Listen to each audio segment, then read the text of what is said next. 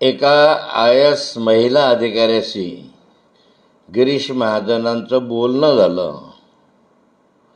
हा आरोप मी स्वतः केलेला नाही. हा आरोप गगनभेदीचे अनिल थत्ते यांनी केलेला आहे आणि त्यांनी त्यामध्ये अमित शहांचा उल्लेख केलेला आहे की अमित शहांकडे या संदर्भामध्ये CDR उपलब्ध आहे असं त्यांनी सांगितलं. त्यामुळे उगाचच गिरीश महाजनांनी माझ्या नावाचं नाव घेऊन नादळापट करण्याची काय आवश्यकता नाही आहे. त्यांनी या ठिकाणी पुरावे मागायचे असतील, अन्य काही सांगायचं तर अनिल थत्तेंशी मागावे ना. नाथाबोल कशाला पुरावे मागत राहत आहेत.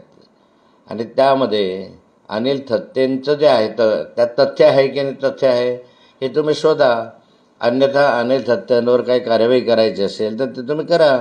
पण उगाच नाथाभाऊचं नाव कशाला घेता. नाथाभाऊनं कधी तुमच्यावर ॲलिगेशन या संदर्भामधले केले नाही की IAS अधिकाऱ्याच्या बरोबर तुमचं बोलणं झालं आहे असं कुठलाही मी केलं नाही. तो अनिल थत्तेंच्या त्या चॅनलचा हवाला देऊन मी बोललो होतो.